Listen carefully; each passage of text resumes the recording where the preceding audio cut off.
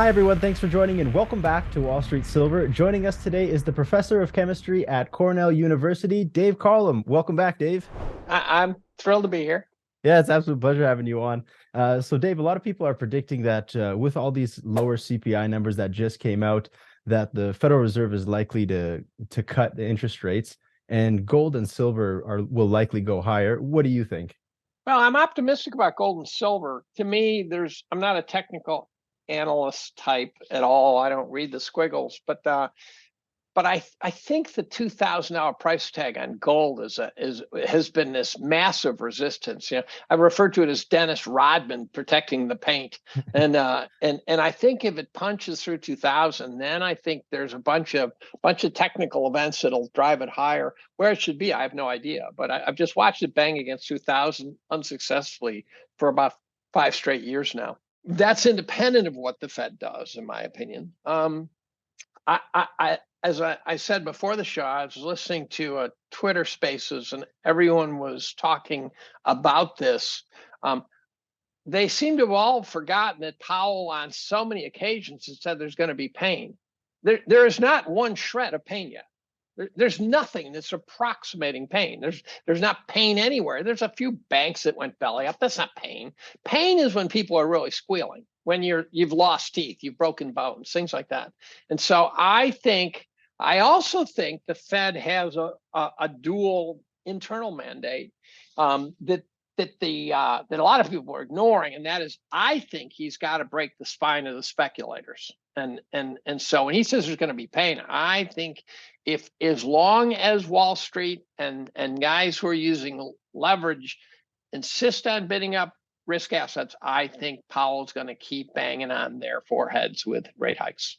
Dave, what would you define as pain in this scenario? Like more bank failures, the unemployment rate going higher? What do you think? Well, it could be any one of a number of things, but I don't think he's worried about asset prices right now at all. So I think I have the markets at 2x overvalued. And so if he's remotely in my camp at all, he's going to be looking for a serious downdraft, a very disinflationary downdraft in pricing. I think he's already stated publicly that he's willing to cut into a recession. And so the Fed governors don't say that sort of thing normally. So this is a very different world. I think that Powell is looking at the pantheon of Fed chairs and around the globe even, and he's trying to decide whether he wants to be one of the greats. And he can't be one of the greats if he lets inflation get away from him. And he can't be one of the greats if he doesn't show a kind of a toughness that the greats have had to show. And so I think he's going to keep hiking. I think we will be in a pretty deep and bad recession. The word recession, I think it's overplayed. It's not an event. It's just kind of a state of being. And so I think he wants to show the markets in the world that he's got the right stuff, and we're not even close. If he wimps out now, I'd put everything all in on gold, because it means we got a complete in the goddamn Eccles building. Is that where you put your money in? Gold right now? Well, gold, silver. I mean, we all know that silver. I think gold drives silver, but it drives silver higher than gold, right? So but I think gold. I think silver is not the leader. I think it's the follower, but it follows by jumping big or dropping big. And so again, that 2000 punch through could be really interesting. I've had gold and silver for 22, 23 years, 23, 24 years now. So the highs and lows no longer get me sweating and excited too much. But I would like to see it rip some faces off the traders. So, Dave, what's driving a lot of commodity prices in Russia is the Russia and Ukraine situation. And we've seen, of course, Russia has been pushed right into China's lap. Is the Ukraine and Russia conflict driving a major conflict in the world? I'm not sure it's driving it or a consequence of it. I can't even rule out the possibility that Russia wanted the war too. It's clear NATO did, but it strikes me as possible Russia wanted it too, as a trigger for this phase change going on. I think we are now in an accelerated form of a geopolitical shift where one of the things that seems clear to me, at least, is that the U.S. is losing allies. We have alienated allies, and some of them will be outspoken allies, but down deep, you got to figure the Germans are pretty mad at us right now, and you've got the Saudis talking to Putin, and you've got Indians talking to Putin, and so there is a huge shift in the globe right now. And of course, our leadership looks truly pathetic, so it should scare the hell out of other countries because we still have weapons. I saw a news story today that showed you how weird the world is, which was from uber credible source that Ukraine is buying its oil from Russia. No way. Yes way. Yes way. So you say, well, how is that possible? Well, one of the possibilities is that availability of oil is not a big parameter for the war. So it may be that it's not the choke point for Russia, so they don't care. So they're happy to sell it. And their choke point is destroying every last weapon, destroying every last Nazi, destroying every last whatever, and grabbing the parts of Ukraine, grabbing control that they need to control. And that might be independent of oil. And but it shows you it's a strange world, right? It's an odd thing. Why there is a war in Ukraine, I don't know. But I stand somewhat alone in the belief that this war will be over in a couple of months. A lot of people are talking about BRICS too. How would that work? Do you think that's feasible, or is it just like smoke and mirrors? Yeah, if I were another country, I wouldn't trust the United States right now. We've weaponized everything that we can weaponize, right? And so when they say, look, if you get out of line, we're going to beat the crap out of you using the dollar and using the banking system. Well, I'm going to be looking for a new system. I'm going to be looking. And here's the thing I don't understand. People say, well, we can't replace the dollar because what would replace it?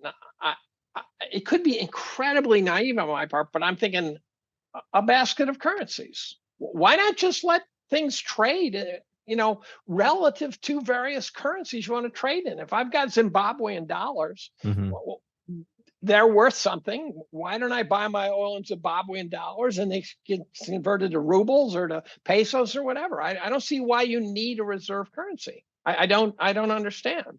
I think the reserve currency is kind of an artificial construct that really has to do with the U.S. being some global hegemon.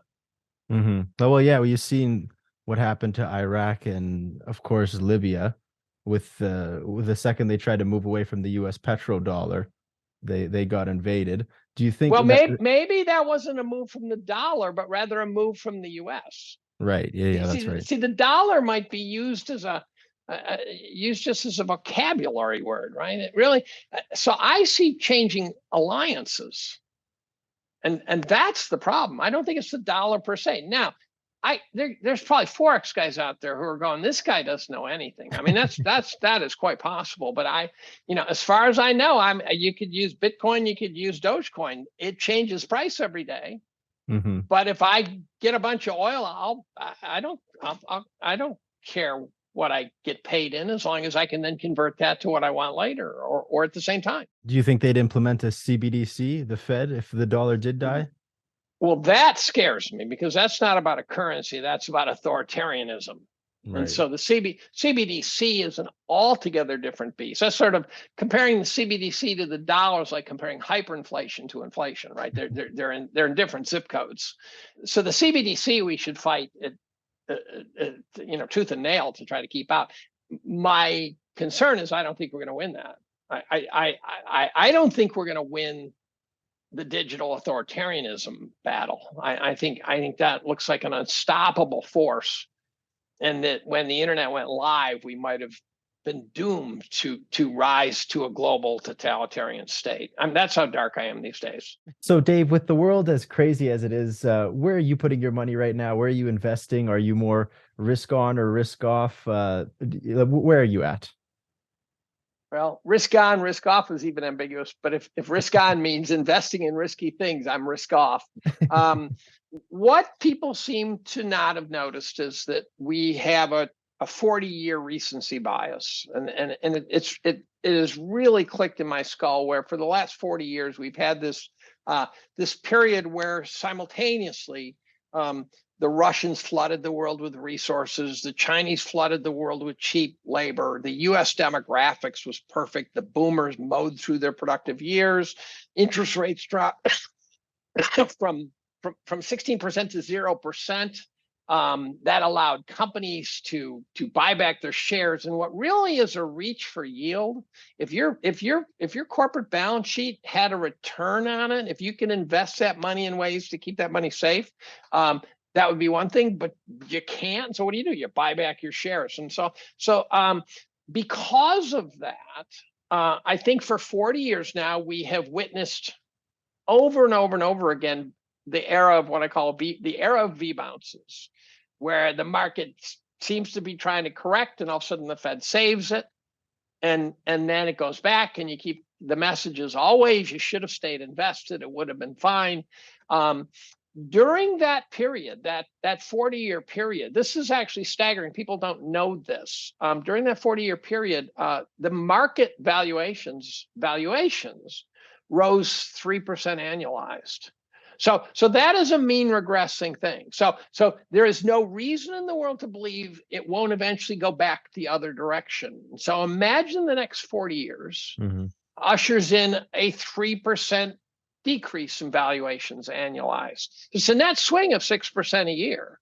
So we went from an unbelievable tailwind of 3% pushing us forward, elevated valuations, to 3% headwind of decreasing valuations. That will not be investable. That's kind of the closest analogy to that is the Nikkei, I think, where they just can't get up. So 1989, you're investing in the Nikkei, you're still screwed. You're still totally screwed. You hung on. There weren't V bounces anymore. There wasn't anything. You just rode that thing down to the basement, and you crawled out after about 20 years, but you haven't made a ton of money. And so I think it's possible that the entire globe could face, with the exception of pockets, obviously, could face this grinding market for which making money is not even on the table, not in any serious way.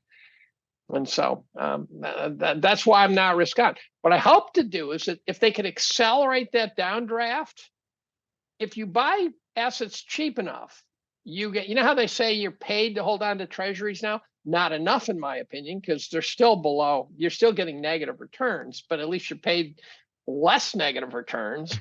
I want to buy assets that you're paid to hold on to them, even no matter what they do price wise. And so, but I can't buy them here. It's the bubble of bubbles. Everything's overpriced. In my opinion, even bonds still. I think the bond market's got way more pain ahead of it. So I'll buy short-term bonds. I've got gold. I'd rather not own gold. I'd rather own something that produces stuff. But I'm waiting. If the S&P gets in the teens, I will be a reasonably enthusiastic buyer. So, Dave, there are times where you can go looking back at history decades without having all-time highs in the market. Are we at the same period of time where it can be the same? What do you think?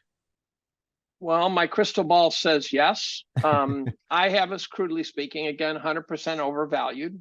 And one day I made a chart, the various ways to get back to fair value. One is straight down, that's a 50% correction. One is straight across. I think that came out to 25 years of GDP growth with no net gain. Wow. There are times in history where it's not just years. Everyone always focuses on how long it takes to get from a top back to the high. That's, in my opinion, is not the right metric. If you're a trader, it might be. But if you own the market in 1906, if you do an inflation-adjusted look at capital gains, 75 years later, you made zero. Wow. It can go that long. Same thing, 1929. You get back to 1981 before you've actually made money. During that time, you actually got back to even, and you went up, and you went down, and you went up, but ended up 75 years of zero. All you got were dividends, which were at the time about 44%, which happens to be about the number that Buffett said is what you can expect to make in the markets. So, Dave, with that in mind, what assets do you go into? If we're entering a decades-long sideways action in the market, are you looking at dividend stocks, real estate? Where are you looking at? Well, it's not an a market for amateurs at that point. So what was so convenient over the last 40 years is you could just go to Fidelity and buy an index fund or buy a mutual fund or something, and Peter Lynch would make you rich. And now it's not going to be that way. The guys in the cubicles who are 25 years old professing to try to make you rich, they're going to be old men by the time this period's over. I think this will be a real generational bear market if I'm right. And so your goal will be to not lose. Mm-hmm. And so if you can find something that's a dependable income stream that again looks like it can somehow tie inflation, then you'll be okay. By the way, there's another chart that I should mention. Again, Ron Grice has a chart of the S&P over the entire 20th century to the present. Corrected not by CPI inflation, but by M2 money supply, which strikes me as a much more honest measure of inflation. And it is dead flat. And it's not dead flat in wild oscillations. It's actually stunningly minorly ripply. So the entire capital gains in the equity markets are zero. They don't go anywhere. They're inflation trackers. And so you better own something that's productive. And it could be, buy Fidelity's energy fund. That could be fine. That's the type of, most of us, we're also locked into 401ks and stuff. So it's not like we're going to go out and buy farmland. Right. And you could buy some farmland REIT and you hope that the guy in the cubicle put it together is not a crook. but it's going to be very difficult times. And if I somehow come out of this having tied inflation, I will consider myself exceedingly lucky. So Dave, we want to thank you so much for coming down to Wall Street Silver. Like, we really, really appreciate it. And hopefully in the next 2-3 months, we can have you back on. Well, I'm thrilled to be here. I have one simple question. Yes. That thing you sent. Now you got to tell me, is that silver? It's probably 0.99 silver. I think so. Yeah. Is that silver? Yeah, someone tell me. Probably silver. I'm hoping. Does the bottom, which is a very darker look, does that tell you, or are you guys sticking me with lead? It's just filled 60% with lead. Yeah, in any event. Where are we going with this? Where are we going? I'm hoping the geopolitics doesn't get too crazy, but for example, there was a no-fly zone announced over Taiwan, but then we found out it was supposedly because of some debris or something. I'm going, maybe. But remember when they depegged the yuan and it just flickered a little and then it went back to being pegged, and everyone said, what was that? Well, it turns out they were testing depegging yuan. So a 20-minute no-fly zone is not trivial.